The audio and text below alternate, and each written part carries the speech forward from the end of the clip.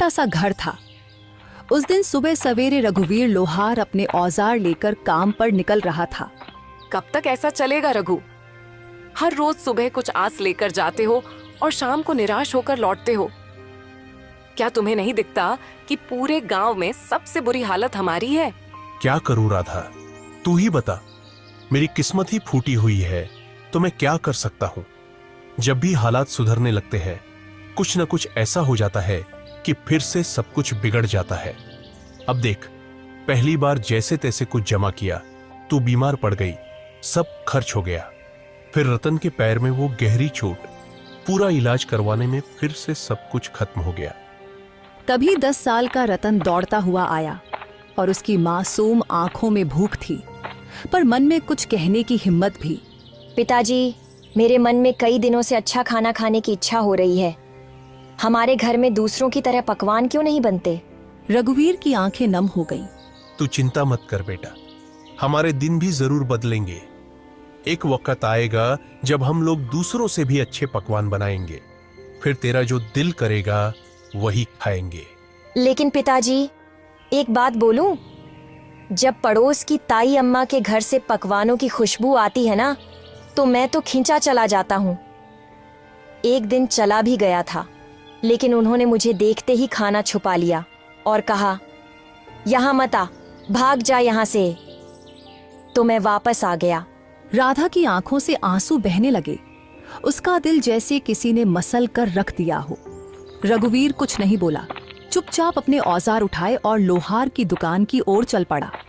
रघुवीर की लोहार की दुकान गांव के चौराहे पर थी। उस दिन जैसे ही उसने भट्टी सुलगाई और हथौड़ा उठाया, उसे लगा कि उसके बाजुओं में अब पहले जैसी ताकत नहीं रही। उसके हाथों की चोटें भी जैसे थक चुकी थीं। हे भगवान, और कितनी परीक्षाएं लोगे। आज एक भी ग्राहक नहीं आया और ऊपर से घर की हालत, रत्न की मासूम बातें, सब कुछ तोड़कर रख देती है। तभी गांव का मुखिया दुकान पर आ पहुंचा। उसके चेहरे पर एक औपचारिक मुस्कान थी। हाँ रघुवीर, क्या हुआ? आज तुम्हारे हाथों में पहले जैसा जोर नहीं दिख रहा। क्या बात है? मन कुछ बोझिल लग रहा है, क्यों? हाँ मुखिया जी, अब आप तो सब जानते हैं, फिर भी पूछते हैं। मेरा परिवार बहुत बड़ी आर्थिक तंगी में है। मेहनत तो बहुत करता हूं, लेकिन हाथों में किस्मत नहीं है। मुखिया चुप रहा, लेकिन तभी बगल से बाली आ गया। गांव का वो आदमी जिसे दूसरों के दुख में भी मजा आता था। मुखिया जी, मैं तो कहता हूं कि इस रघुवीर को गांव से निकाल देना चाहिए। उसकी मनहूस छाया धीरे धीरे पूरे गांव में फैल रही है। कहते हैं कुछ लोग ऐसे होते हैं जिन पर काल की छाया होती है और जो पूरे गांव को बर्बाद कर सकते हैं। मुखिया पहले चौंका, फिर हंसने लगा। बाली भी हंसने लगा। अरे बाली, तू भी ना चल, छोड़ इसे, चल यहाँ से। दोनों रघुवीर की हालत पर हंसे और चले गए। रघुवीर वहीं बैठा रहा, आंखें आसमान की ओर उठाए। हे भगवान, क्या मैंने अपनी तकदीर खुद लिखी थी? क्या मैंने किसी का बुरा किया है? कभी चोरी, कभी बेईमानी, मैंने कुछ बुरा नहीं किया। फिर मेरे ऊपर यह दुख क्यों आया है? क्यों? मेरे सपनों के दिए बुझ गए, मेरी उम्मीदों के चिराग बुझ गए। धुंध में खो गया हूं, कहीं से रास्ता नजर नहीं आता। यह तन्हाई कब खत्म होगी? उसकी हथेली से हथौड़ा नीचे गिर गया। उसका हौसला उस दिन भट्टी से पहले ही बुझ गया था। मैं आज भी खाली हाथ जाऊंगा। राधा उम्मीद लगाए बैठी होगी। मेरा तो घर जाने का भी मन नहीं कर रहा। मैं क्या करूं? मेरा बेटा भूखा होगा। शाम को रघुवीर थका हारा अपने घर पहुंचा। उसका चेहरा उदास था। जैसे ही उसने घर में कदम रखा, राधा ने उसे देख लिया। अरे क्या हुआ रघु? आज तुम्हारा चेहरा इतना उदास क्यों है? अरे कुछ तो कहो। रघुवीर की आंखें भर आईं। उसने धीरे से राधा की ओर देखा। अब तो सारे गांव वाले भी मेरी बुरी किस्मत का मजाक उड़ाने लगे हैं राधा। और क्या कहूं, आज तो दुकान पर एक भी ग्राहक नहीं आया। हाँ, और ऊपर से मुखिया और बाली, वो दोनों मेरी किस्मत पर हंसते हुए चले गए। मैं तुम्हारे लिए खाने के लिए भी कुछ नहीं ला सका। राधा चुप हो गई। उसकी आंखें भर आईं। सुबह जब तुम दुकान जा रहे थे तब मैं भी तुम्हें बोल रही थी, इसमें गलती मेरी भी है। मैं भी कभी तुम्हारे दुख को पूरी तरह समझ नहीं पाई। फिक्र मत करो, भगवान सब ठीक करेगा। रघुवीर कुछ नहीं बोला। वह चुपचाप चारपाई पर लेट गया। उसके हाथ कांप रहे थे, लेकिन आवाज नहीं निकली। अगले दिन सुबह होते ही राधा ने रघु से कहा, रघु, खाने के लिए कोई चीज उधार ही ले आओ। हमारे गांव की दुकान हो सकता है तुम्हें कुछ सामान उधार दे दे। नहीं राधा, मैं कल भी गया था उसके पास। वह पहले अपना पिछला उधार मांग रहा है। अब मुझे उसकी दुकान पर जाते हुए शर्म आती है। मुझे नहीं लगता कि हमारे हालात कभी भी ठीक हो सकेंगे। ऐसा ही चलता रहा तो हमें यह गांव छोड़कर जाना पड़ेगा। गांव में 2-3 लोगों से पहले ही मैं उधार ले चुका हूं। अब मेरे अंदर इतनी हिम्मत नहीं कि किसी और से उधार मांग लूं। सबको पता है कि मैं उधार लेकर वापस नहीं करता। वापस करूं भी तो कहां से? हमारे पास इतने पैसे होते ही नहीं, जो आते हैं वो लग जाते हैं। हाँ रघु, यह तो है। भगवान पता नहीं किस बात की सजा दे रहा है हमें, लेकिन हमें उम्मीद रखनी चाहिए। हमारे भी दिन एक दिन जरूर बदल जाएंगे। यह बात तो मुझे तुमसे सुनते 10 साल हो गए हैं।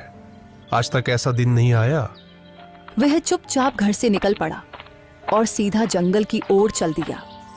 उसका दिल बहुत भारी था, आंखों में उदासी थी और कदम जैसे बेजान थे। दिमाग में बार बार एक ही ख्याल आ रहा था, क्या जिंदगी का यही अंत है? क्या मैं अपनी तकलीफों से हमेशा के लिए मुक्त हो जाऊं? रघुवीर आत्महत्या के विचारों में डूबा हुआ गांव की सीमा तक पहुंच चुका था। तभी सामने से मुखिया आता हुआ दिखाई दिया। अरे रघुवीर, आज दुकान नहीं खोली क्या? तुम तो सीधे जंगल की ओर निकल पड़े हो।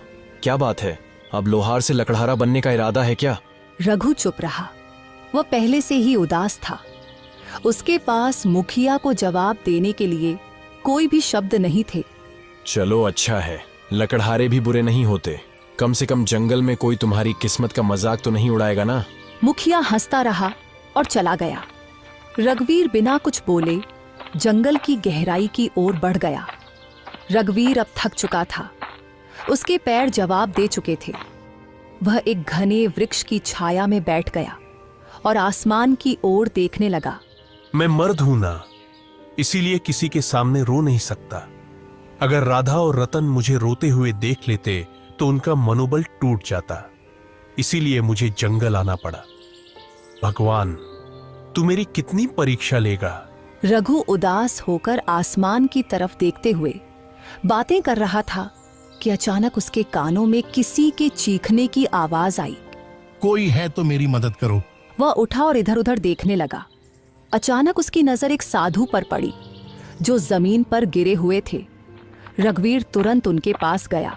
साधु महाराज, आपको क्या हुआ? आप ऐसे क्यों पड़े हैं? बेटा, मैं राज की ओर जा रहा था कि रास्ते में मेरे पैर में जोर की मोच आ गई। मैं गिर पड़ा और तभी से इस सुनसान जंगल में पड़ा हूं। ये जंगल इतना वीरान है कि यहाँ कोई आता ही नहीं। कई दिन हो गए, कोई इंसान नहीं दिखा। मुझे बहुत प्यास लगी है। मेरा गला सूख रहा है। अगर जल्दी पानी नहीं मिला तो शायद मैं बच न सकूं। रघुवीर घबरा गया और तुरंत इधर उधर देखने लगा, शायद कहीं से पानी या कोई मदद मिल जाए। परंतु यहां तो दूर दूर तक कोई तालाब दिखाई नहीं दे रहा है महाराज। बताइए साधु महाराज, अगर आपको पता हो कि पानी कहां मिल सकता है तो मैं अभी ले आता हूं। यहाँ से लगभग 2 मील दूर एक तालाब है। तुम मेरे लिए वहां से पानी ले आओ बेटा। इतना कहकर साधु ने अपना कमंडल रघुवीर के हवाले कर दिया। थका हुआ रघुवीर बिना देर किए उस दिशा में चल पड़ा जहां उसे अपनी आखिरी उम्मीद नजर आ रही थी। जंगल की खामोशी के बीच वह अपनी थकी हुई टांगों के बावजूद तालाब तक पहुंच गया। जब उसने कमंडल पानी में डाला, अचानक तालाब से धुआं उठने लगा। धुआं धीरे धीरे